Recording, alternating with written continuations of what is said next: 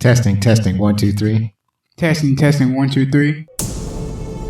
You are now listening to the Backlook Cinema Podcast with Zach and Zoe. Thank you for joining us as we talk about the movies of yesteryear. You can reach us on Instagram, Facebook, or Twitter by searching for Backlook Cinema. Check our show notes for more info, and now, let's get it in.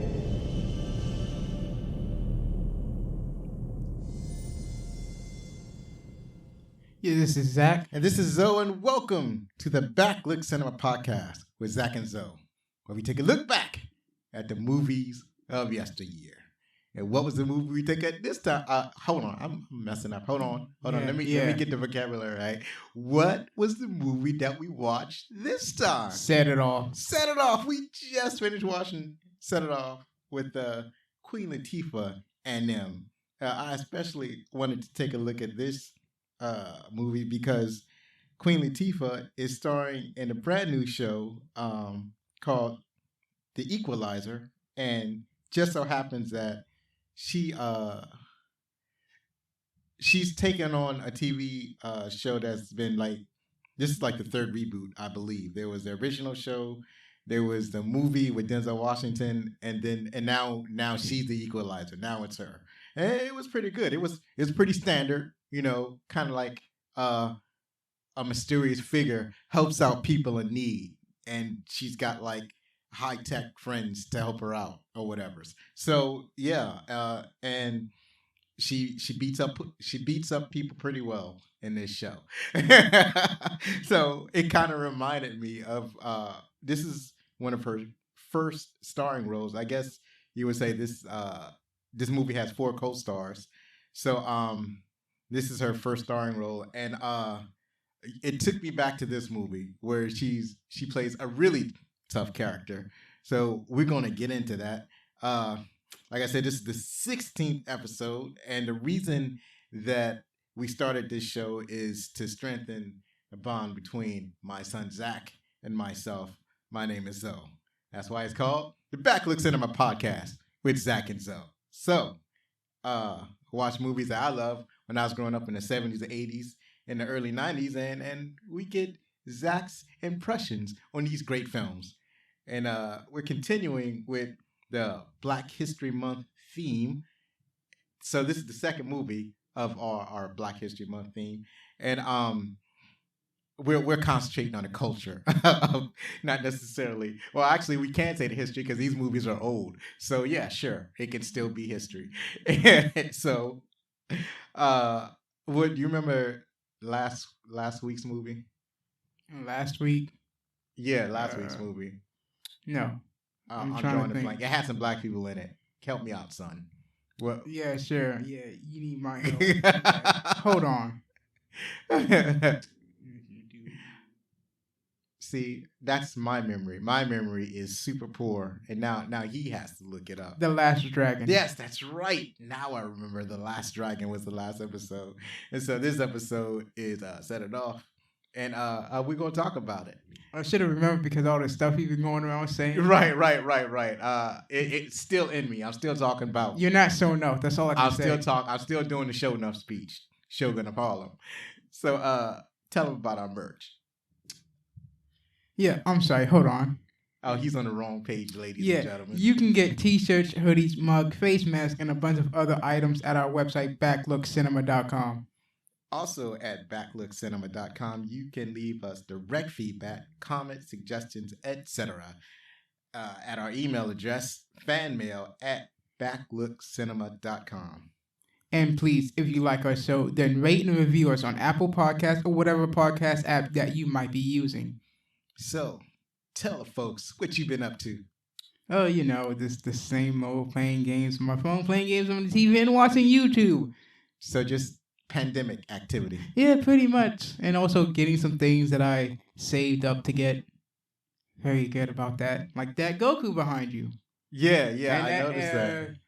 The Metroid Samus Aran cannon gun. Yeah, I saw that. We had a fight. I had my Darth Vader's lightsaber, and you challenged me with the Samus Aran arm cannon from Metroid. Of course, you can't beat Darth Vader. He'll deflect all your bolts, and then eventually he'll just stab you with the lightsaber, or maybe he'll just use the force and bang you up against the wall. He could do a lot of stuff. Remember in, I forgot which one it was. There was this one movie where he had the lightsaber out. He was facing a whole bunch of rebel troopers, and he just pulled one towards him, and as the dude came forward, chopped him in half with the lightsaber. See, things like that. And then, when all else fails, he's mostly metal anyway, so you shoot him and he'll just block it with his super reinforced armored hands that's not real because he's mostly machine. So yeah, Samus Aran loses to Darth Vader. That's all I'm saying. Yeah, no one cares. So, what YouTube videos have you been watching? Some Dragon Ball Z related ones, mainly that. Right. This is only on a fighting game stance. So you having Dragon Ball Z withdrawals? Hey, I guess you can say that. We have access to HBO Max, right? Yeah, I know we do, and I'm just not worried about that right now. Well, actually, did you know that Crunchyroll is on HBO Max? I guess I don't really care about Crunchyroll either. Really? Yeah, because, they're one of those people who support us. So, because by supporting us, yeah, that's the good way, even though I'm pretty sure none of the money actually goes to the people in Japan. Well, I thought that they had classic anime on Crunchyroll. I mean, yeah, they do, but the issue is they're trying to act like, again, the official source to watch anime. Just because, by paying, you're supporting the official stuff, even though that money is possibly not even going directly to Japan. What, so you saw that in the news or something? No, I just have a hunch because that's like Funimation. Oh, Funimation does that? Yeah, of course Funimation does. They're not giving money to Japan. All they're doing is dubbing the shows. Crunchyroll is only hey, after it in Japan, you can see it. And if you pay us, guess what? You don't have to deal with ads. And I'm like, I can just, wait next week on a different website that all I have to do is deal with the ads that pop up, get rid of them easily, and then watch the anime that way. Okay. Well, I'm just saying it's already paid for, so you could still just watch it now. So, what else? You done any drawings or anything like that? Nope. No drawings? Okay. Well, we'll get back into drawing. I'll try. Yeah. Because that's get into something productive. You read anything? No, not even comics. No, at least get into reading comics. That's what I learned. I got a lot of vocabulary out of comics, especially when I read the Fantastic Four, because Reed Richards, he be saying some words, yo. He be saying some words. I learned some stuff. So yeah, do that. So as for myself, I actually hadn't been doing that much. I did some drawings. I put a new drawing for a promo for The Last Dragon for the last episode, and it was kind of a quick and dirty drawing, and that's about it. I haven't done much either. I hadn't started a new audiobook. Just been listening to the podcast, and what's the other thing that I did? Playing the same games. I think I'm at my limit with Sniper 3D, because all of these free-to-play games, they get to a certain point where you're like, oh, I can't even compete no more until I spend money. So it's like, I think I've reached that point now. It's either the free-to-play gets to you or the gacha game gets to you. Either way, they want your money. Right. It's like I don't mind grinding, but it gets to the point, especially if you're playing the peer-to-peer one, it's like you're playing against dudes that can just kill you in one shot. And I was like, man, I ain't got time for this. It's like they're, and when you're playing the peer-to-peer or whatever, so you're a sniper and you're looking for. Are you talking about PvP? Yeah. Say PvP. What the heck is peer? No. You know what peer-to-peer is. No, just say PvP. No one says that. Just say PvP. So, where you're in a city and you're a sniper, you got to shoot the other snipers. But what happens is that they're really far away, so you gotta find them, because if you just look, all you see is buildings. So you really gotta search for these other dudes that are looking to shoot you. And a lot of times, I get shot before I even find somebody. And sometimes, it's to the point now that by the time I find somebody, I'm already dead. And it's like I'm looking at the stats of these other players, and they all got Superman weapons. I was like, well, I guess I'm done with this game. Also, if you don't want to say PvP, just say player versus player, because that's what it stands for. you know, Just like how PvE means player versus everyone. I say it like I want to say. No, it. you don't. know what I'm talking about. No, because I got confused with what the heck you was talking about. The people out there know what I'm talking No, about. they don't. Because they don't know. PvP is player versus player. That's how it is. So, anyways, I'm at my level with that game. So it's almost like I think I'm gonna take my my Game Boy. No, what is it called now? With 3DS? Yeah, I'm gonna take that 3DS that I'm mothball, start playing regular video games. You was about to call that thing a Game Boy. I'm ashamed of you. Yeah, well, it's been called a Game Boy for such a long time. No one has not. No one's called it a Game Boy. They don't call that a Game Boy, but when you think of handhelds by Nintendo, especially when you're as old as I am, you think of the Game Boy. And I don't know why they just didn't keep that name. Why did they have to change the name? I wish they had just kept the name Game Boy because it's such. Oh, so what, you wanted to call it a Game Boy 3D? Yeah, they can do that. Doesn't sound right to me. Or Game Boy 3DS. They could do that. See, no. That's such a perfect name. No. But anyway, they had to move on. Yeah, I think I'm going to go back to that because I'm about tired of these phone games. I wish I could just get a phone game that I could just buy and play. There was one game that was like that. It was a Dead Space game, and it was a great Dead Space game. But it's rare to find it. Oh, actually, there were a couple of games. Like old games like Tomb Raider or Chrono Trigger. I'm pretty sure they still exist on the store. You just have to type it in. No, I got them. I got them on the I got them on the tablet and the phone, but I'd stopped playing them. I need to go back to playing those games. That's what I need. Then go back to playing. Go ahead and re-download them. Yeah, I need to do that. But anyways, we're getting off track here. So, what you call it? So yeah, the movie is Set It Off. Desperation drives 4 inner city women to bank robbery in Los Angeles. Yes. Los Angeles. The city of dreams. Or the city of angels. Is what it's in quotation marks, angels. Right. City of angels. Anyway, this movie was released on November 6th, 1996. So slightly over the premise of this podcast. You were born in August. So you were like 3 months old, around 3 months. Oh, not really 3 months. November 6th. So it's more like 2 2.75 months, something like that. But just so you were still young. So it's probably a movie I took your mom to. We probably went to the movies and saw. Yeah, probably. Movie. Right. But it's good enough because you were barely conscious at that age. That and I wouldn't have been able to see it anyway, so that wouldn't have mattered. Right.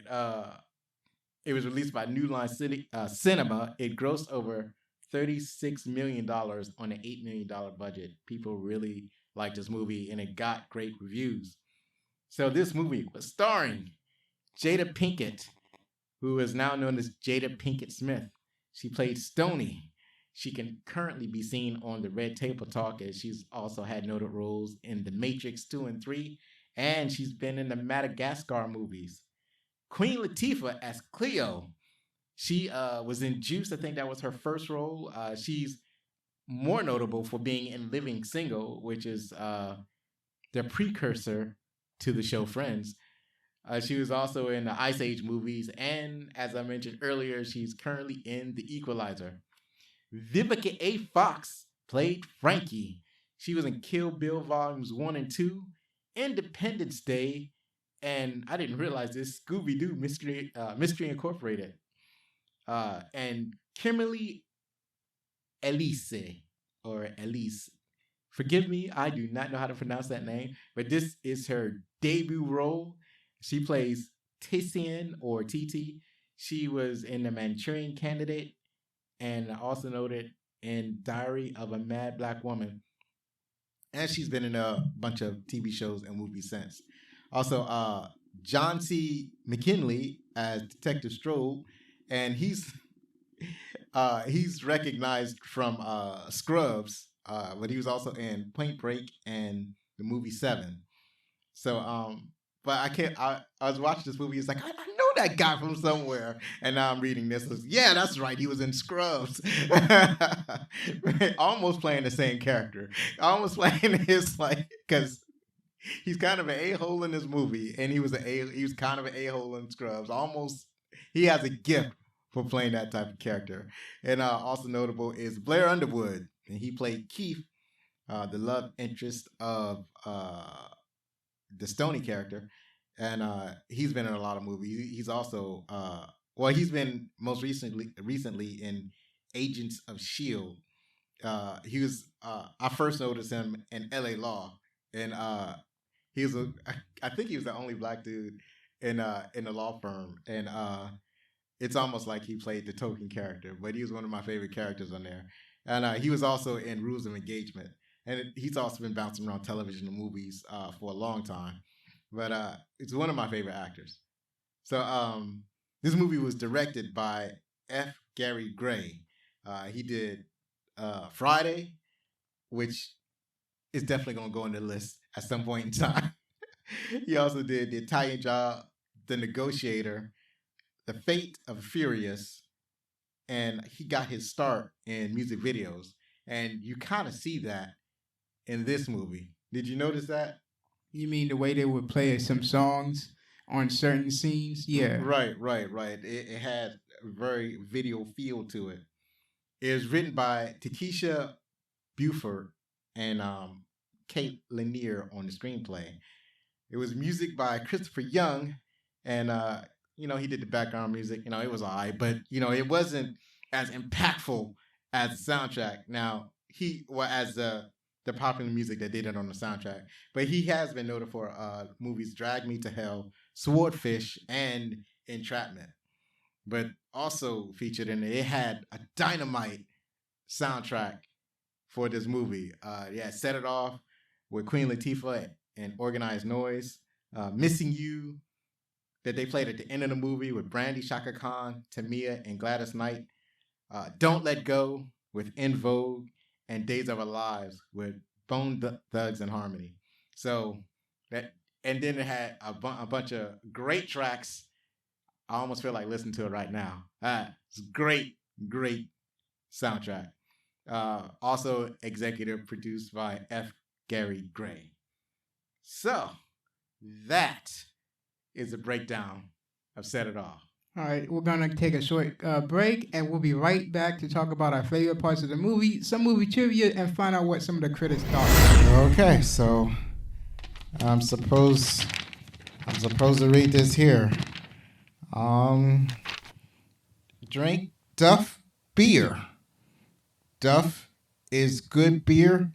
It is delicious and nutritious, and it's good. It's good beer. Drink Duff. Duff is good beer. It's Duff.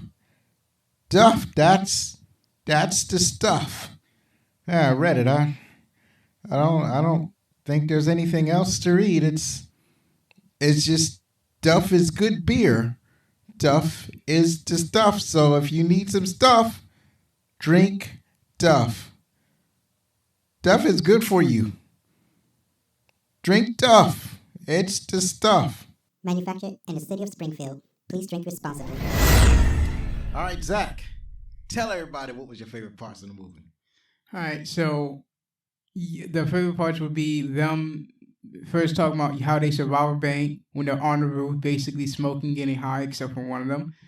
Another one. They were all smoking and getting high. Are you sure? I'm pretty sure they passed over TT because I'm pretty sure C wasn't. Oh yeah. C was not smoking. Yeah, she probably didn't smoke. Exactly. Right. Go ahead. Let's see. When they did rob the bank, they're first excited. Basically, anytime they robbed the bank, they got excited. That was a good scene. What is another one? Trying to think. Any story points you want to go over? Story points? Yeah. Oh, yeah. So the part where they talk, okay, so in the description, it's talking about how they were driven. One of them was driven because the bank was robbed that C was working at, and C got fired all because C knew the person that was robbing it. Which is like, first of all, why am I getting fired just because I knew this person who got killed from trying to rob this bank? There was a gun pointed at me. You think I'm going to be able to stay calm and do the procedure? No, I got a gun pointed at me. Do you not understand the pressure? You have a gun pointed at you? I don't think so. Right. There you go. That was Frankie. Yeah. Chloe, her motive, she just wanted to do it because, she was like, well, if they can do it, then we can do it too, because there's 4 of us and there was only 3 of them. I'm like, okay, that's... It's like something she always wanted to do. Yeah, something always want to do because he has a criminal record anyway, so that doesn't matter. TT was driven because her child was taken on because of one little accident, which is like, again, yes, her fault and everyone else's fault because you just left the child sitting there on the floor. And I'm like, why on the floor? Why? Just why? I mean, it doesn't matter where he was. He didn't stay where he was. Yeah, exactly. He didn't stay, and none of them paid attention. Right. None of them still paid attention. Right.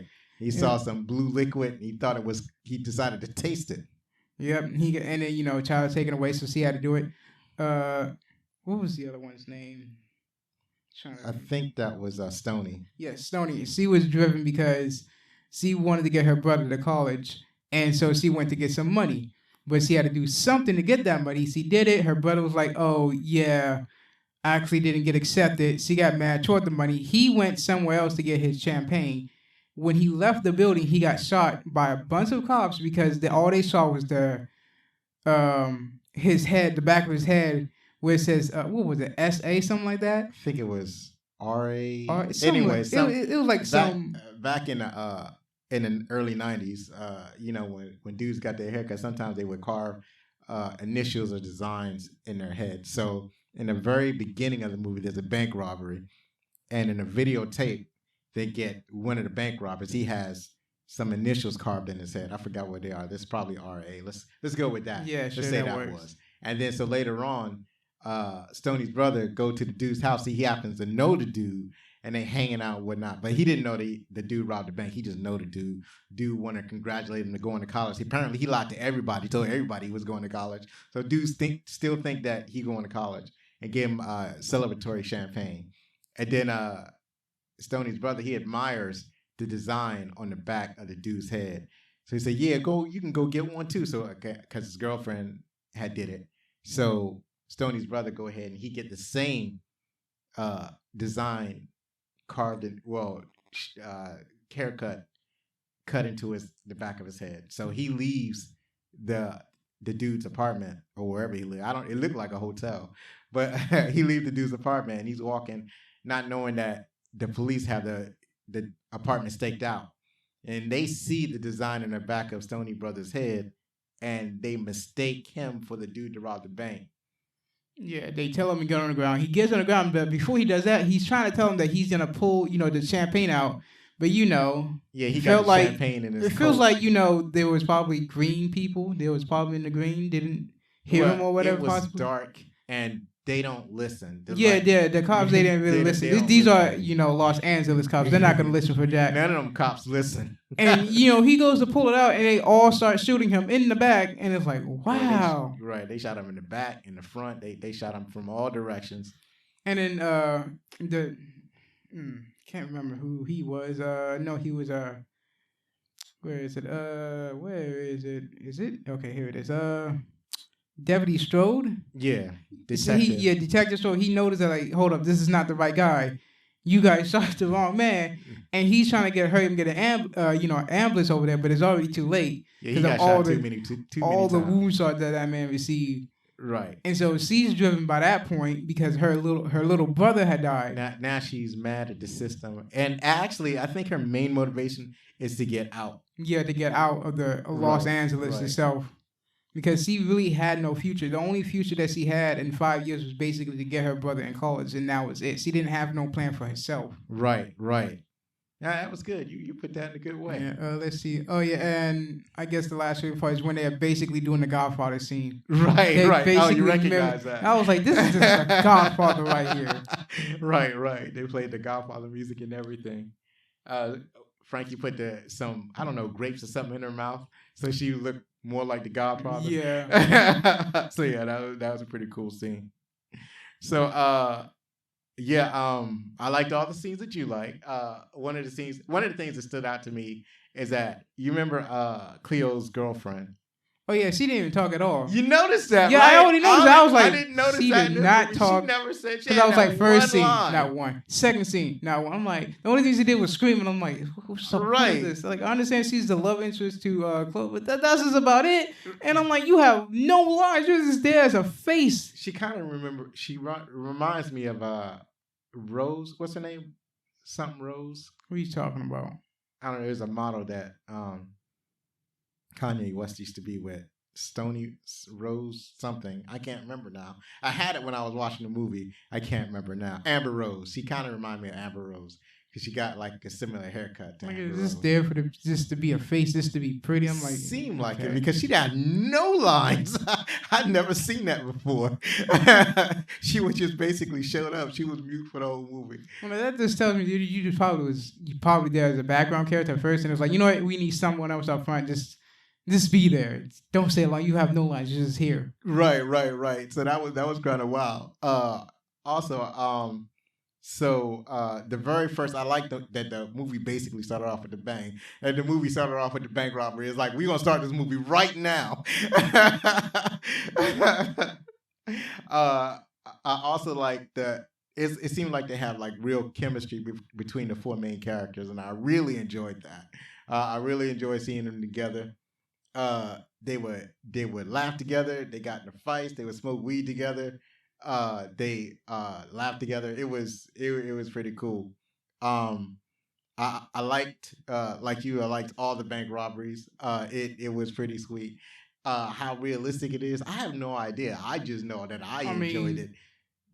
From playing GTA, that's somewhat on the level on how bank robberies will go. They'll basically scout. Basically on GTA, this is how you learning about it. That's a video game. I mean, when you think about if you're gonna do it, I'm not really saying or advocating it, so don't. You basically do scout it out. You have to know the ins and outs, who's where. And I would say like it takes like a day or two to do it because you want to still know like where the security guards are at, how long they stay there, where the cameras are at, along with what kind of protective security system they have for when they need the cops and how long the cops will get there. Right. So as long as they know that, they can hit it off. And plus they had Frankie. Frankie used to work at a bank. Frankie used to work at a she bank. Had the inside dope on how banks work. That's another thing. So that's the main thing. So that's that. I didn't see no plot holes for that. It's just like, yeah, I can see how that can sometimes happen. Only time there was an issue was I think the second bank robbery, and I'm like, really, that man is causing an issue? That one man outside? And here I'm thinking is Detective Stroll in a outfit. I thought that was. I was like, that's probably him, just trying to fake it out. And I'm like, oh no, that's not even him. Wow, you just had that one random incident. What messed them up is that the police showed up way earlier than what they had planned to deal with that homeless dude. And now they're robbing the bank with the police outside, not knowing that the bank is being robbed. So now they got to find a way to get out of the bank. Cleo like saw it happening, so she went ahead, followed someone behind to steal his car. And here's the issue with Cleo. She would just toss out the CDs in the car just because it's not her taste. Right. I'm like, you're supposed to just rob the car and leave no evidence that you took it. The fact that you did it, and I'm pretty sure you had no gloves on, this means they can easily be like, okay, it was this car. We definitely know who it was that robbed the bank. On the first car that she boosted, she did have gloves. But all the other time, well, the second time when she robbed the dude, she carjacked him. Yeah, she didn't have to break into it. And she the second car that she did take was a different car, and she didn't. I don't think she had gloves on for that one. Right. But she did have that habit. She had to have the right music before she took off the car. Music to drop. I'm like, it's just you have a radio. You don't need the CDs. That was a cool personality quirk. It was funny, right? Because when I look at her, she was almost like she was acting like Dr. Dre. And that's what it seemed like. Right. And so I liked TT's character. Hers was so believable. It's closest to like how a regular person acts. As far regular as single mom just trying to get her child back. Yeah. No. As far as yes, that, but also as far as being approached to rob a bank, like your friend's going to rob a bank. That's how a normal person would act. I don't want to rob a bank. What are you Along with holding a gun, just like right. like, nope, I can't do it. Right. Not really knowing how to hold a gun or anything. And then there was just a whole I'm running out of thoughts. My thoughts are getting scrambled over here. just a whole all right, so one of the plot threads was what's her name? Stoney. She had this boyfriend who happened to work at a bank, and he is changing her mind about how she can live her life because he's somebody who is wealthy. a go-getter. Well, he wasn't wealthy, but he was definitely upper middle class. And he had goals. He had what you call it. He had a life plan for himself, and he was kind of introducing Stoney to planning her life out.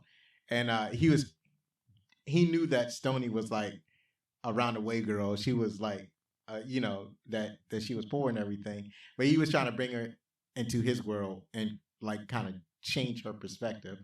And one of the things that kind of tripped me out is like when he was talking about he was from DC, and what she knew about DC was like, oh, that's where the mayor got popped for smoking crack, and he was like, yeah.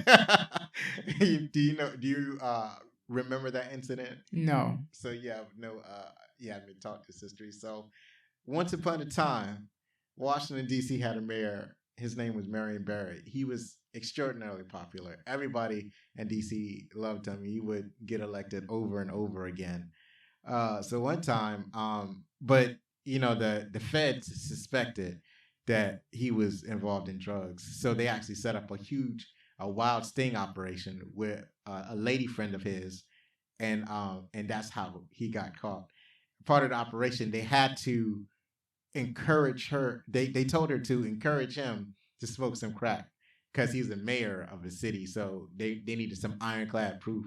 So he wasn't over her house to smoke crack. He was over there for sexual relations. But so she got him to smoke some crack, and then the feds bust in, and then they drag him out of the hotel, and on his way out, he talking about, the bitch set me up. That's the only thing that he could say as they were pulling him out of the hotel. They had the whole thing on video, so everybody saw it. And then he had to spend a couple of years in jail. But then after he got out, he got elected right back as the mayor of D.C. again. First, he was elected as a council member, and then he got reelected as mayor eventually because people love that man. He said, "I'm sorry," and it was like, "We believe you. You can be mayor again." So in hindsight, they really didn't really have that much hardcore evidence proof. No, he went to jail. I mean, yeah, he went to jail because he smoked it, but it's the fact that she had to persuade him to do it. Yeah, instead of like, hey, do you smoke? And then he could easily say, she knew that he smoked. She wasn't like, hey, do you smoke? She was like, why don't you smoke this? That's what she was basically trying to get him to smoke it because they needed that as evidence. But they already knew that he did it, but they just wanted to. That was part of the operation because since he's a mayor, if he refused to do it, then they wouldn't have enough evidence. They had evidence, but it wasn't enough. So they don't normally encourage their suspects to smoke. Normally, what happens, if the suspect just has the stuff, then that's enough for the arrest, and that's all that they do. But this is an unusual case where they decided that they really needed to get him to smoke it, or else he's going to double talk his way out of the situation. So if he smokes it, he can't say that he didn't know what he was doing. They couldn't double talk. They got the evidence right there. Not only did you have the stuff, but you smoked the stuff. You're guilty. So he was guilty. He actually had a trial. He actually went to jail. After he got out, he was after his probation period with the city, he ran for mayor and he got elected again. So yeah, he was like I said. I just wanted to waste time just to set up a sting operation only for him to be mayor again. That's just a waste of time to me. That was, getting caught. Waste of time and money. Let me just add that on. That's why the drug war is dumb anyway, because the thing about it is that he got a couple years. He didn't get sent up for 20 years, and it was a huge operation. So yeah, it was a lot of money expended, but it's like it was the war on drugs. And that was the thing. They figured they needed to do this war, this so-called war on drugs. And you're right, it was a huge waste of time and money. So the other thing, what was the other thing? Oh, it was interesting how each character kind of met their demise. That last bank robbery went totally wrong. Oh yeah, it went completely wrong. They forgot one guard that was still there. Because they only knocked out one, took his gun, but didn't get the other one. They didn't get the other guard, so they didn't really case the joint as properly as they should have. I remember the story of this bank robber in France. He was one of the most prolific bank robbers. He used to get away on a motorcycle. He would case a bank for like 2 weeks before he tried to rob it. It was like he wasn't taking no chances. And these robbers in this movie, they just barely case one bank, you know. So the bank that they robbed was actually the bank that they had actually cased, but they didn't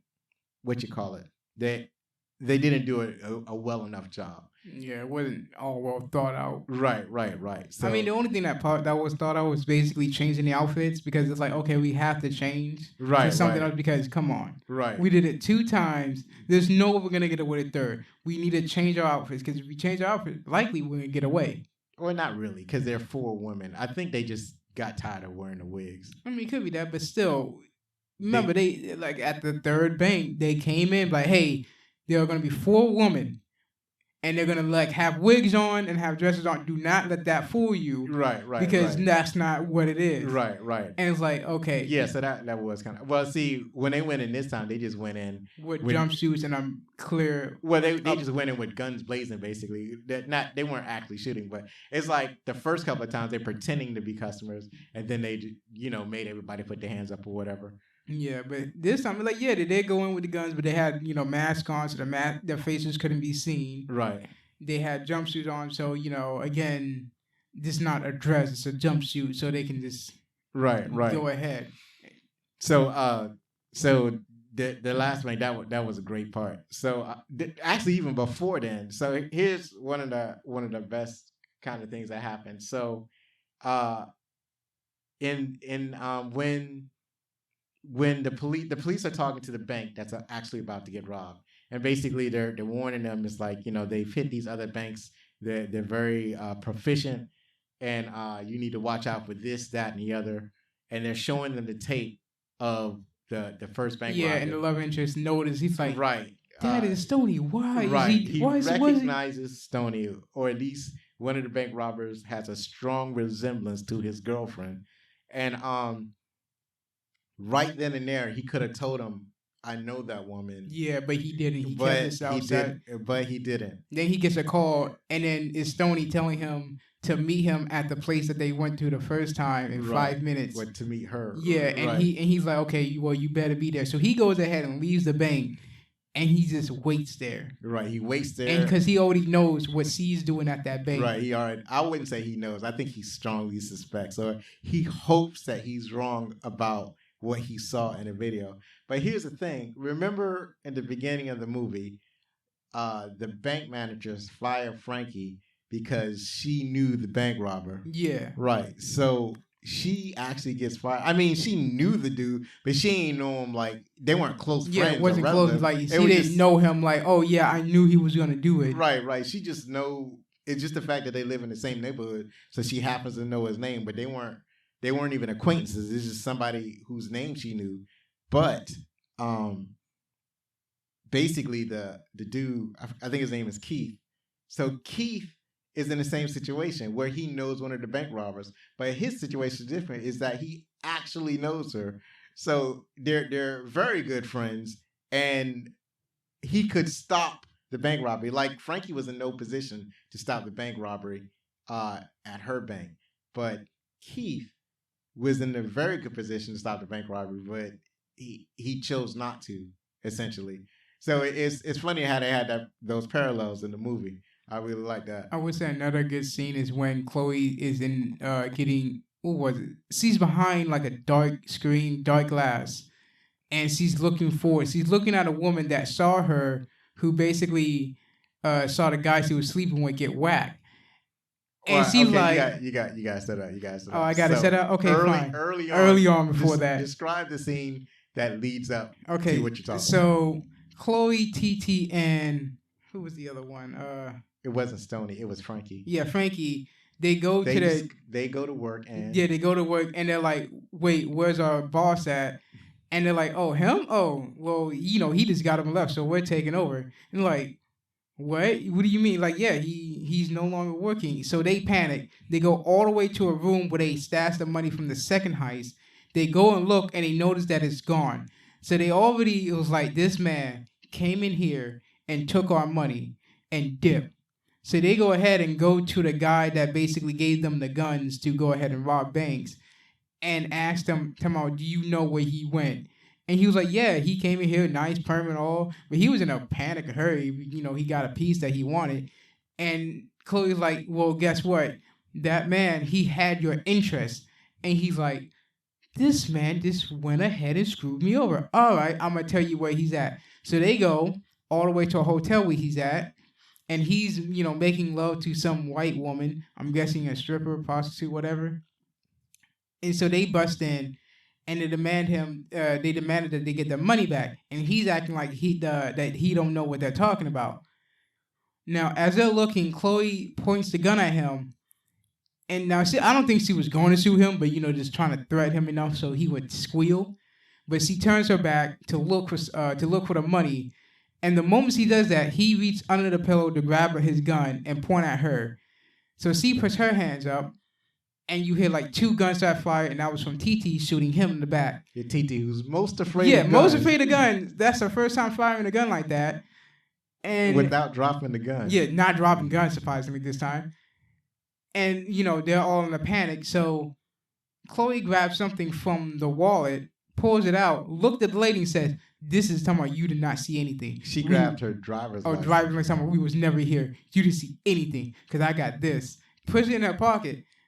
And I think it's like, the next, in the morning, Detective Stoney? Strobe. Yeah, Strobe, goes up to her like, all right, we know what you did. We know one of your friends whacked your old boss. So we're going to take you down to the precinct and then, do a lineup. Do a lineup. So she's there behind the glass, looking directly at the woman, even though you're not supposed to be able to see behind that glass. She is staring down that woman. And she's like, are you sure they can't see me? Yeah, are you sure? Because it feels like she's staring down at me. And she is staring hard down on that glass. Like she can look through it.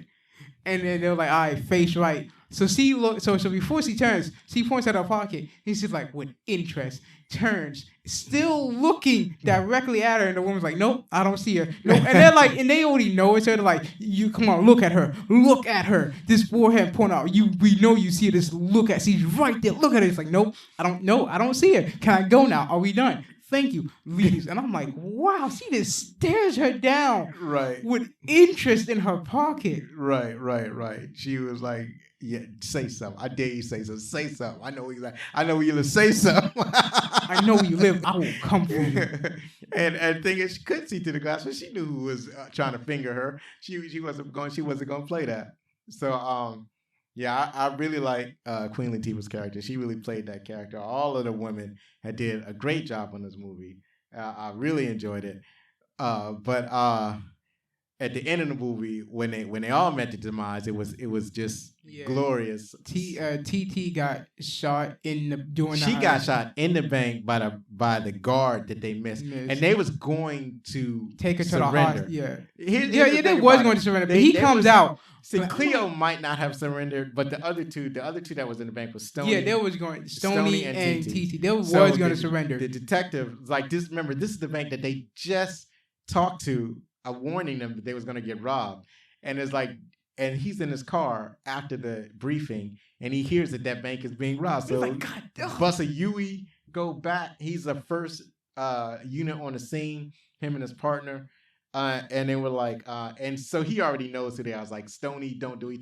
Even though they have the mask on, he already knows. Cleo, don't do it. And it's like, Stoney didn't want to do it anyway. And Cleo, not Cleo, but TT, she didn't want to do it, but she needs to do it she's kind of like the kid in Juice. What was it? I think his name was Bishop. No, not Bishop. It was Steele. So she was kind of like Steele in Juice. I remember how they treated Steele when he was in interrogation. Uh-huh. That's TT right there. Yep. So they was both ready together. They realized the gig was up, so they started to put their weapons down. And then super security guard, no clue at all, just comes out. Stupid guard comes out, just start blasting. And kills TT. And then and then he gets shot up by Chloe. And then now they can't give up now. The bullets are already flying. They're already flying. They can't give up now. They grabbed the money, got out. Right, grabbed the money, got out. And the plan was to go to the hospital, but to do that they had to get a different car. Right, because when they when TT was shot, she wasn't shot dead, but she was wounded. Yeah. So they didn't leave her at the bank. They actually took her with them, brought her into the getaway car. They started driving away, trying to get away from the police and whatnot. And then, excuse me, I think I feel a burp coming on. Hold on. Okay, there it is. So, so they now they're racing. There really wasn't that many units on them, so they was able to get to the part where they can change cars.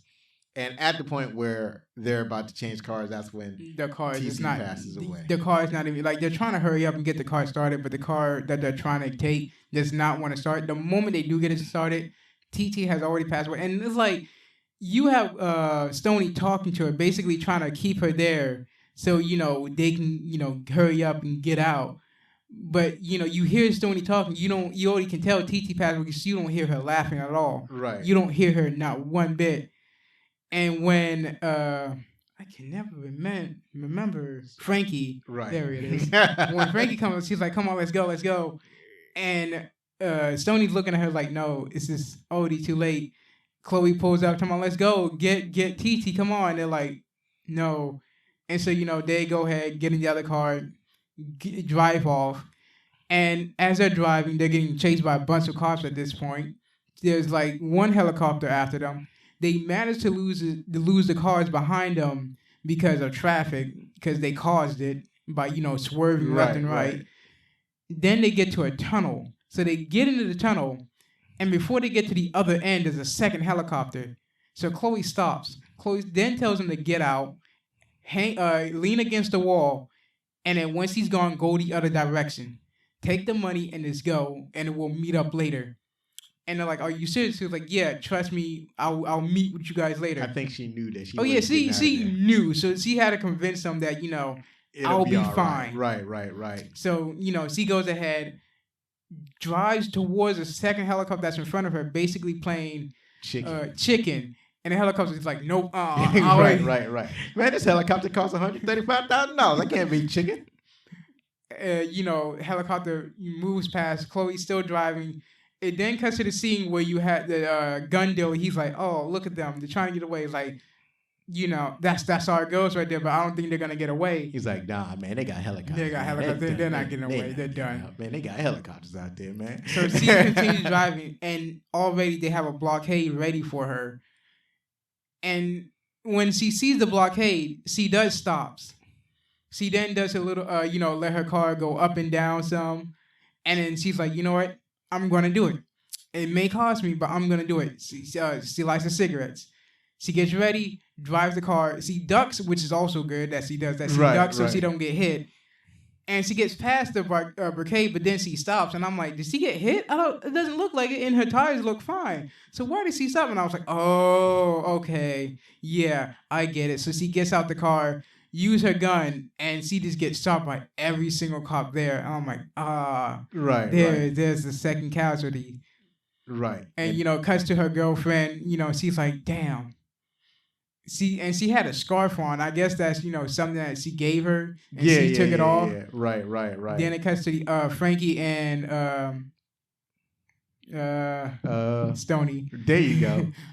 Cuts to them. They ditch the clothes they have on, and they go through a gate.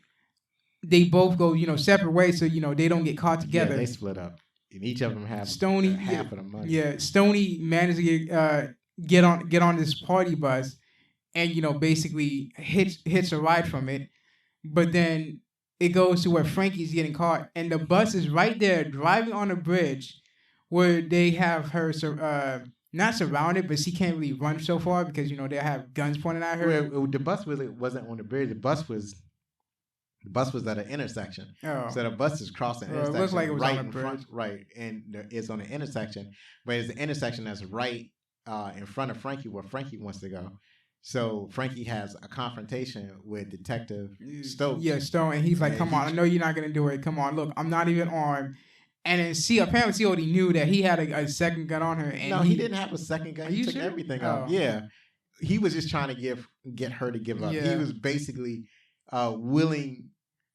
risking his life. He's willing to allow her to kill him. And before he even took his, piece off, he's telling everyone, and I mean everyone that's there to stand down. Right, stand down. Don't Don't you, shoot. don't You too, shoot. especially you. Don't shoot. Because he already knew like what happened with the brothers. Like, Right. I don't want this thing to happen to her friend like with her brother. So I want you guys to stand down and let me talk to her. But then she pulls her piece out, put it against her neck, and I think it was on safety. I think her piece was on safety. It doesn't matter. Yeah, it didn't matter. You point a gun at something, and then it's like you can basically assume that you're going to die. And it's like she points a gun, and she's like, "What's the first rule about having a gun on you?" And then he doesn't even answer. She turns away, tries to run, but she gets shot immediately. Right. And then he's very frustrated because of that. Well, she had to get shot at that point then because she is armed Yeah. and she is dangerous. So she tries to get away, and I think she knew that she was going to get shot. And then and then the moment he looked up, he sees the bus. He sees her. He sees Stoney, and he's like, "I just have to let her go. I can't. I'm not risking it. Right. I'm just gonna let her go." Right. He didn't have the stomach for it. Out of the whole entire, she's the only one that survives. Right. The whole entire onslaught of what happened at that bank. Right. And I think she's like in New Mexico? I don't even know where she's at. Yeah. She's somewhere. Yeah, she's somewhere, probably New Mexico. Yeah. Because it's not like you can just get on a bus and cross the border Yeah. into Mexico. So she probably went to New Mexico or somewhere down there. Somewhere. And then, she's remembering all the good times she had with her friends. Right. That was a good part. Yeah, that was a good part. Get you to the heart right there. That was dramatic. And then she's like, okay, you know what? I can't let people know who I am. So she goes ahead, cut her hair, and she calls, what's his name? Keith. And he's like, and he already knew. He was like, "I'm glad you're safe." And she's like, "Yeah, thank you," and hangs up. And he's like, "Damn." Right. So yeah, that was set it off. That was a good movie right there. For drama and action. It was a dramatic action thriller. So what was your impression? What did you think of this movie? It was good. It was good, huh? How does it compare to The Last Dragon, the movie we saw last time? It's better than that. It's better than that. Like sure, Last Dragon has good music, but the acting is like, Right. This is a hardcore movie. This is a good movie. I wanted to bring a good movie to the mix. So why don't you tell us a little bit more about this movie? So film debut of Kimberly Elise.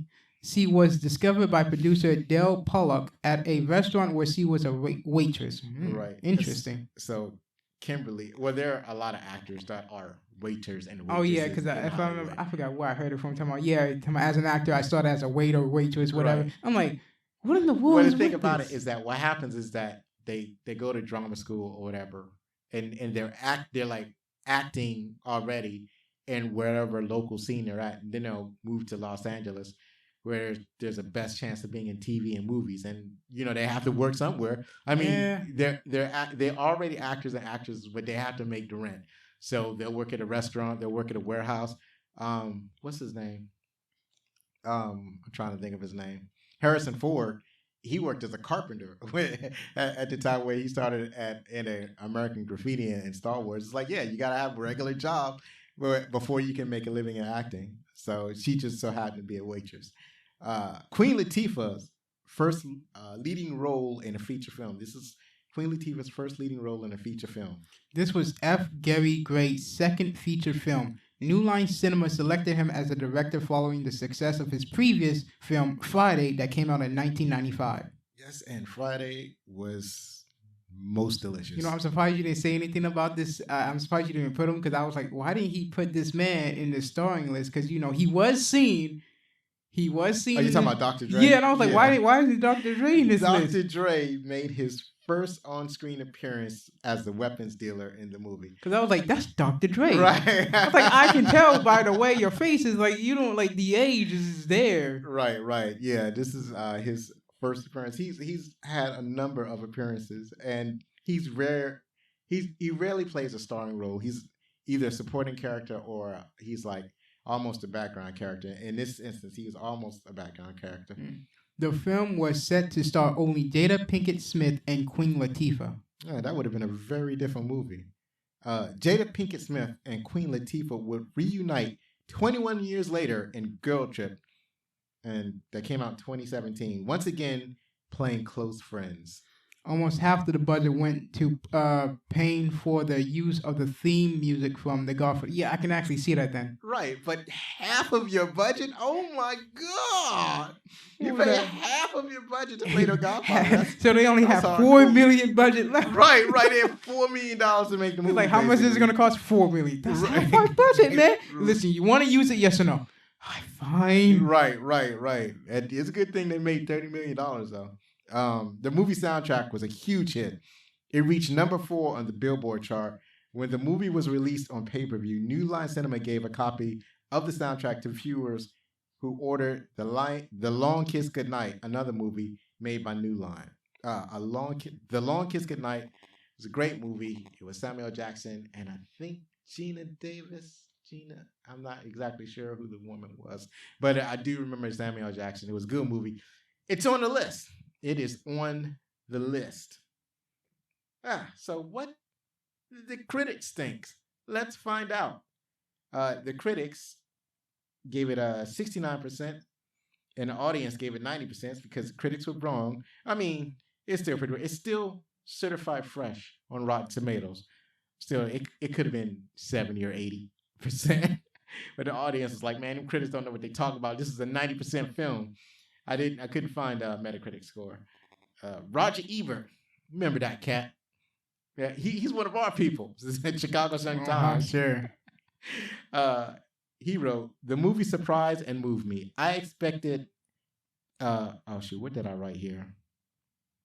I expected some action picture. I think you meant probably like a tour line, maybe. Who knows? No, outline. No, it could be outline.